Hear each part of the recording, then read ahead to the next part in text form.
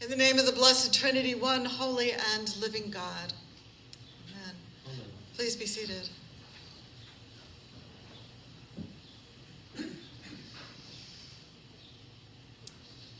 Today we are one of the crowd, one of the 5,000. Imagine it. We have been fed by the miracle of the fish and the loaves, and we are impressed. We haven't seen anything like this since Moses and the prophets, and suddenly we are hungry for more. We want someone around us all of the time that can feed us so easily. So we mob Jesus like he is some kind of rock star, and we try to make him king. He ends up slipping away from us, but we are not discouraged. Some of us end up following him, staking out all of his usual resting places, chasing him across the sea to Capernaum. And when we catch up to him, we let him know that we are on to him. We know he was sent from God, and we ask him when he got here. And he says to us, "You only work so hard to find me because your stomachs are full. Do not work for the food that is going to leave you hungry again in a few hours. Work for the food that will fill you forever." Okay, now we're really excited. This is beyond what we ever imagined. There is food that can fill us forever. Oh yes, please, do a big serving of that. Tell us what we have to do to get that on our tables.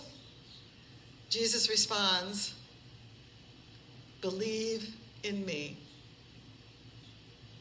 Okay then, we challenge, still worried about our tummies. Give us something to believe in. Show us a sign. Moses gave the people manna to eat. Hint, hint. No, Jesus scolds. Moses did not give the people manna. God did. God gives you the bread that comes down from heaven, the bread that gives life to the world. Please, we beg, give us this bread always. And then Jesus says the strangest thing. I am the bread of life. Jesus spends quite a bit of time explaining this strange bread of life concept to us. It will take us the next 3 Sundays of lectionary readings to get through it all. I'm not sure why, because all of the answers are right here in this text. This is a critical point in Jesus' ministry. This is where he rejects the whole concept of consumer-based religion. And think about it. The crowd loved Jesus. He had a thriving congregation. His Sunday attendance just reached a whopping 5,000. His ministry would have been well-financed, too. They were going to make him king, after all, and you can't do that without some wealthy donors behind you. But Jesus said, "No, thank you. No, thank you. Because it is not a sustainable model for ministry. You may like me now," Jesus says, "because I fed you, and sure, you'll love it if I free you from Roman occupation, but you'll only get hungry again, or thirsty, or impatient, and before you know it, you'll be worshiping other gods. Because that's what your ancestors did." You see, the crowd brought up Moses as the standard for miracle making, but they had forgotten how quickly the people had turned on Moses and the God he served. God, through Moses, leads the people out of slavery. In one chapter, they are singing praises to the God of their salvation. In the very next chapter, they are complaining about how much better their lives were in Egypt, where at least they had food. So the Lord gives them delicious bread from heaven. And by the next chapter, they are whining again. this time about being thirsty. So the Lord produces water out of stone. Now everyone is well fed and watered, but their short attention spans seem to have forgotten all of that. They had forgotten the parting of the sea, the manna from heaven, the water out of a rock. They had forgotten that God had heard their cries at all. And before you know it, they are worshiping a golden calf. They were religious consumers. God was great as long as their needs were being met. But if they grew impatient with God or bored, if they didn't want to do what was required of them because it was onerous instead of easy, they weren't opposed to taking their business to the gods next door. And Jesus was having none of this because he knew that consumers of religion will never stop being hungry. What he wanted was believers. Another way to say that is disciples. And the crowd that followed him to Capernaum really couldn't believe it. They couldn't believe that Jesus would walk away from the miracle-making business. And they couldn't believe that they couldn't be taught how to perform these works of God themselves. Essentially, they thought that if Jesus couldn't be their king, then they would use this as an opportunity for congregational development. Teach us the necessary programming so we can draw the 5,000 to us. Give us your marketing strategy, your curriculum ideas, your program and building designs. What can we do to not be hungry anymore? And Jesus answered, it's simple. Believe in me. The crowd was confused because they thought they were believers.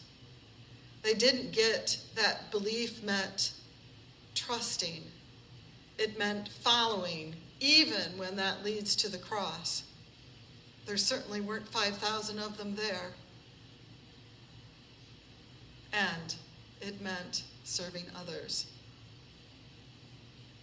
It's an important understanding that we often still don't get until it's too late. So last Saturday, not yesterday, but the Saturday before, we had a vestry retreat to have a real heart-to-heart about St. George's future in a post-pandemic world. Hopes and dreams were ultimately identified by naming and understanding our cares and concerns. And yeah, these are anxious times. Every congregation everywhere is having these conversations, or at least they should be. And there are no easy or certain answers, and every ministry context is different. So when the question gets asked to me, what do we have to do to grow the church? I like to point to this text for the answer. I like to quote Jesus. You don't have to do anything special. Only believe. Grow your own faith. Be a parish, a community, or a denomination of believers. Believe in the life and ministry of Jesus. Believe in the resurrection. Believe that this good news can transform lives. Then, sincerely act on those beliefs, because you can do nothing less. And do not underestimate the impact of small churches in this world. Look what happened with only 12.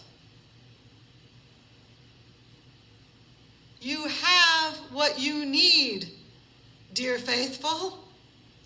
You have what you need. You are enough. People are looking for authentic faith. They are craving the fulfilling soul food which only comes from belief that Jesus is the bread of life. God is the only thing that can sustain us.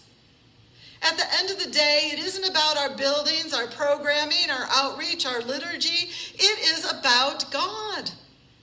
And don't get me wrong, these other things are very important, but we need to carefully discern the motives in our actions as well as our fear in our inaction, because if God is not the foundation for all that we do, our efforts will be unsustainable, no matter how innovative they are. Jesus rejected the idea of consumer-based religion and has given us instruction to reframe our thinking about ministry, both as individuals and as a church. So now we are the crowd, and we have a decision to make. Are we ready to stop being hungry?